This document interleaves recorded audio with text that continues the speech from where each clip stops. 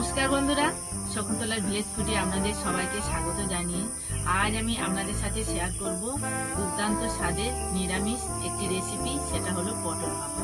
এই পটল ভাপা খেতে কিন্তু দুর্দান্ত হয়। আপনারা একবার হলেও পটল ভাপা বানিয়ে খেয়ে দেখুন। যে সকল বন্ধুরা এখনো পর্যন্ত আমার চ্যানেলটাকে সাবস্ক্রাইব করেননি, সাবস্ক্রাইব করবেন, লাইক কমেন্ট শেয়ার করে পাশে থাকবেন। চলুন বন্ধুরা, শুরু করা যাক। পটল ভাপা বানানোর জন্য যা যা উপকরণ লাগে আমি আপনাদের দেখিয়ে দিচ্ছি। এখানে আমি পটল নিয়েছি,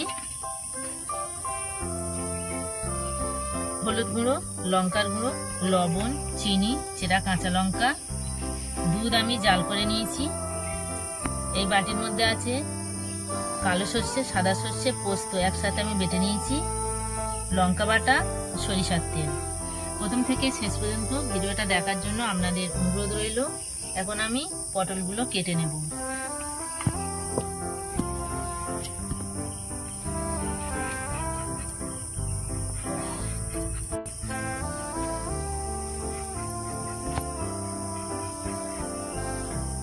পটলগুলো আমি সব হালকা করে ছাড়িয়ে নিয়েছি।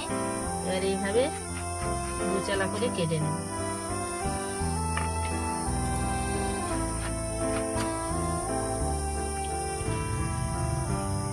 পটলগুলো এইভাবে সব আমি কেটে নিয়েছি।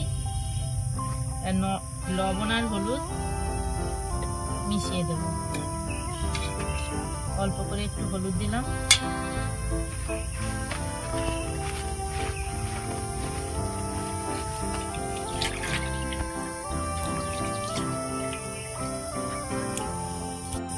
নুন ধরিয়ে নিয়ে কড়া বসিয়ে দিয়েছি। কড়া গরম হয়ে গেছে, সরিষার তেল দেব। তেল গরম হয়ে গেছে, পটলগুলো ভেজে নেব।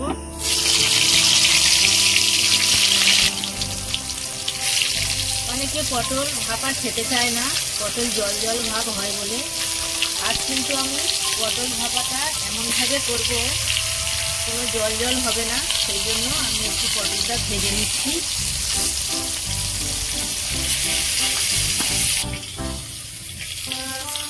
পটলগুলো আমি সব হালকা করে ভেজে তুলে নিয়েছি।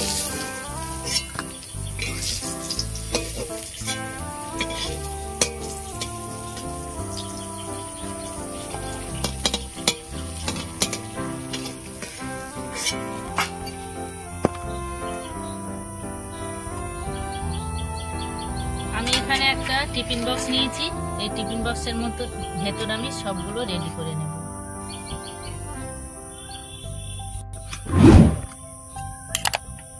এখানে আমি সাদা সর্ষে, কালো সর্ষে আর পোস্ত একসাথে পেস্ট করা দিয়ে দিলাম, কাঁচা লঙ্কা বাটা, হলুদ গুঁড়ো, একটু ঝাল লঙ্কার গুঁড়ো,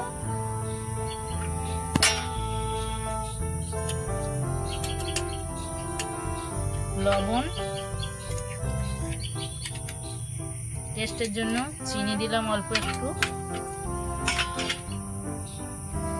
দুধটা জাল করে রেখেছিলাম দিয়ে দেব।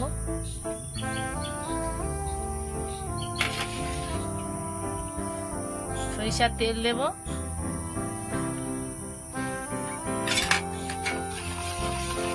ভালো করে মিশিয়ে নেব।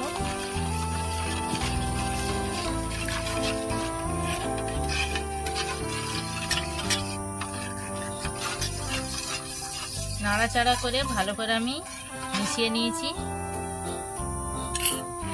এবারে পটলগুলো এর মধ্যে দিয়ে দেব।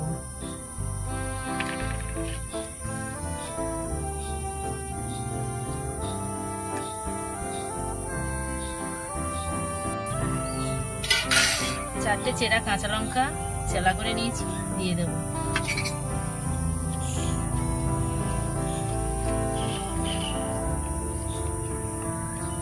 আপনারা যখন পটল ভাপা করবেন এই হালকা করে একটু ভেজে নেবেন, তাহলে আর এই জল জল ভাবটা থাকবে না।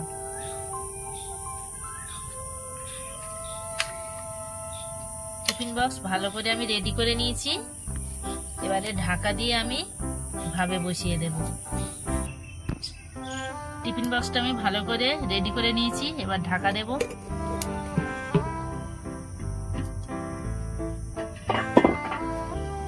কড়ার মধ্যে আমি জল গরম বসিয়ে দিয়েছি। এই জল গরমের মধ্যে আমি টিফিন বক্সটা বসিয়ে দেব। অল্প করে জল দিতে হবে যেন এই ঢাকার ওপর পর্যন্ত না ওঠে। এবার আমি 20 মিনিট রান্না করে নেব। ঢাকা দিয়ে আমি 20 মিনিট রান্না করে নেব। 20 মিনিট এইভাবে ঢাকা দিয়ে আমি রান্না করে নিয়েছি। এবার তুলে নেব। ঢাকা আমি খুলে নিয়েছি। কতটা লোভনীয় হয়েছে দেখুন। এবার আমি কাটিয়ে নেব।